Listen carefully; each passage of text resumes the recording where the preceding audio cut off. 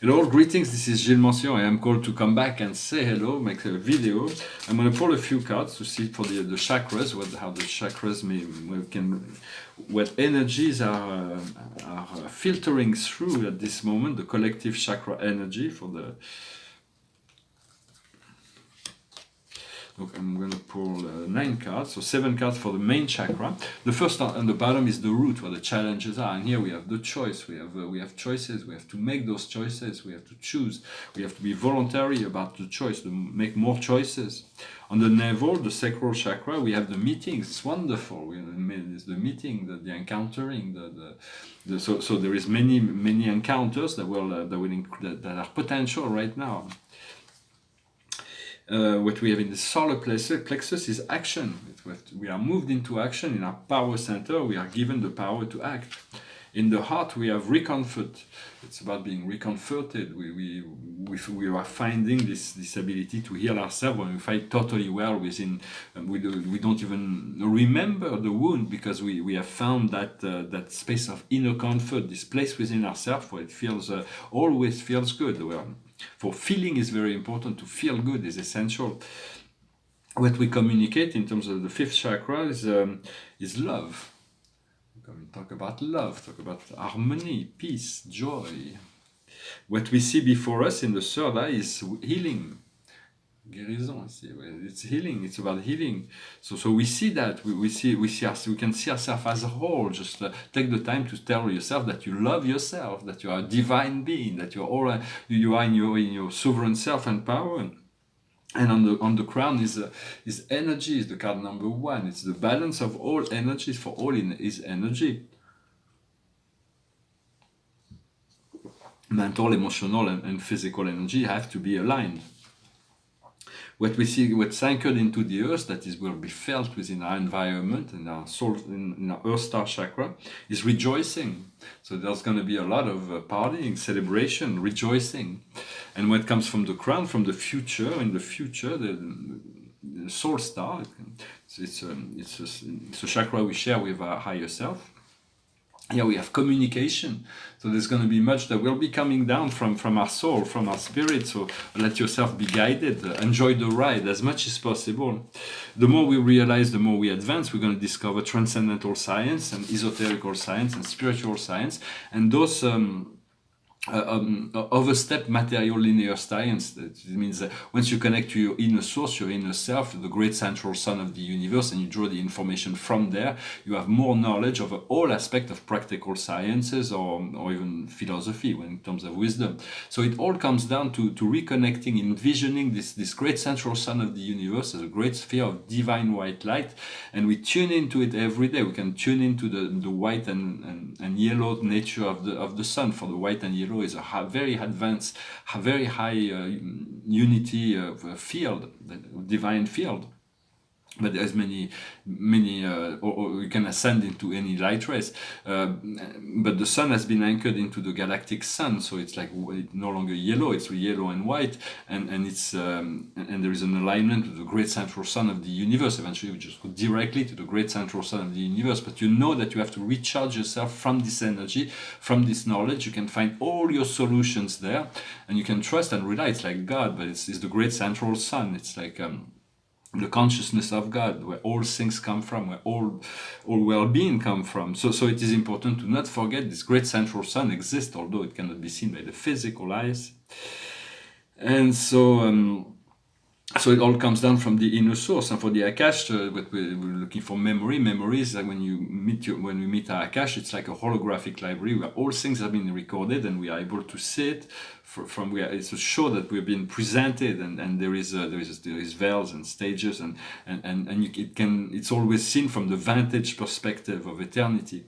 So it's like they're showing you understanding about your past life. When you begin to rediscover, eventually we'll have all of our memory. We'll become fully conscious. for the at some point there was the we don't know, but there's a group. Some people know, but there was a great deal of history before the fall of Atlantis, before those last 12,000 years. For the Anunnaki became very present and created this control shadow matrix. They were part of the Anshara Alliance, the Dark Alliance, Black Alliance, which are the dark side of the Force, so to speak, in the galactic wars. But it's all about deception, manipulation, hierarchies, creating inferior, superior, it's militarist, corporatist sort of societies. But they've been very complementary to the more holistic, matriarchal societies that have been developed as well in the galaxy, that are more advanced. Maybe eventually we get to the balance of the masculine and feminine within society. So yes, so those because before the Anunnakis, there were great gods that were supervising the plans of the earth, like all the Egyptian pantheon or the Greek pantheons. Those were advanced living beings that descended from Cassiopeia for the Greeks, and the whole galactic sector for the Egyptians. But and eventually they left after the fall of Atlantis. They left, and the Anunnaki kind of took over the programs. But now, in 1996, the Anunnaki just returned to the light. They understood that they would not get anywhere, so they returned to the light, and they asked all their minions, all their human participants, the human actors, to explain that the light as one, just let go. But they rebelled against their old master, and but they don't have the Anunnakis behind, so their powers is fading. The light as one. You are the proof of that. I am the proof of that. Otherwise, we would have self-destructed before the year 2000 or before the year 2012. But we're still here. So, and we are moving into this golden age. So the victory of the light is assured. For in those many lifetimes in Egypt, there was this knowledge we all had, past lives there, and there was certain knowledge of transcendental wisdom, like a pharaoh would make it so he could reincarnate immediately as the next pharaoh, or maybe there's a term that needs to be, but there was this planification of the reincarnation cycle within the caste system that were the original soul chose to incarnate in. But eventually, I realized there's 3 pyramids, but Thoth incarnated 3 times. The Master of Wisdom, Thoth, Jehudi, and Hermes Trismegist.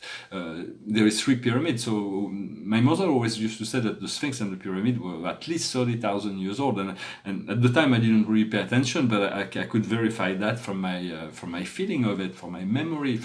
For those pyramids will be reactivated. They are an akash, a physical akash of all that happens on the planet. And I recommend the Emerald Tablet of Thoth for those who have not read this magnificent communication. You have to read it 100 or do it audio 100 times. I did it on the 88. I wanted to do 110 just to be on the safe side, but Spirit said it's okay. I've completed my initiation. I might return to it, but I'm not really guided to that, so I'll do. There is a lot of things also when you open to the Akash that's really interesting. I thought is all those visions and flashes of insights inside like knowledge of treasures that have been hidden, that in past lives there's some people that find some very, very sophisticated way to hide treasures, because it was like they wanted to make it safe for some reason, and so they've never been discovered. But when you tune into spirit and you look for that, you see those things. So there's going to be some interesting archaeological, both sacred and more history of interest that are more sacred, and some of them that will be more just on the historical value.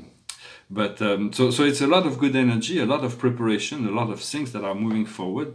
I just wanted to. I'm not really. This is a magnificent. I really like this painting. It's about the super universe of Orvonton, with the Milky Way at the center and the Magellanic Clouds up there, and the little galaxies around, and this is a portrait. So those paintings are essentially, this is like they are celestial centers. They are they govern over 1 trillion inhabited planets. So it's a pretty big place. Yeah, there is a lot of things I wanted to bring about, but I'm not really sure it's the time to speak about those things, because it will come in time. there is it's all about opening ourselves to whatever we need. For the universe can provide all the things we need. It's just a matter of being receptive to them and aligning with whatever our soul has planned. The highest wisdom for us today is community life. So there is a lot of question within society. Would be the ideal society right now? So we want to find a community to live in a place where we all are known and we can fulfill a complementary function within society. What we need to understand is karmic relation. We have to work out our karmic relation. What we need to do is forgiveness. We have to live in as much light as possible, as much joy, as much forgiveness as possible. And the outcome is the wish. It's like what we wish will come true. So it's about a time that magic can happen. Whatever you wish can come true. So I hope you enjoyed this reading. I'm going to finish just with a little music. It's I didn't know what to sing, so it's just the beginning of the song. And at the end is a little... So it's just singing the beginning. It goes like this. The other night, dear, as I lay sleeping, I dreamt I held you in my arms. But when I woke, dear, I was mistaken, so I bowed my head and cried. You are my sunshine, my only sunshine. You make me happy when skies are gray. You never know, dear, how much I love you. Please don't take my sunshine away. You are my sunshine, my only sunshine. You make me happy when skies are gray. You never know, dear, how much I love you. Please don't take my sunshine away. Alright, thank you for sticking till the end. I will return. Hopefully, there's going to be a lot of things. Hopefully, I'm going to be able to take some vacation soon, which is like going to be a lot of fun. I may still be able to make some videos. So I wish you a wonderful day, and I'll talk to you later. Namaste. Thank you for liking, sharing, commenting, and subscribing, of course. Namaste.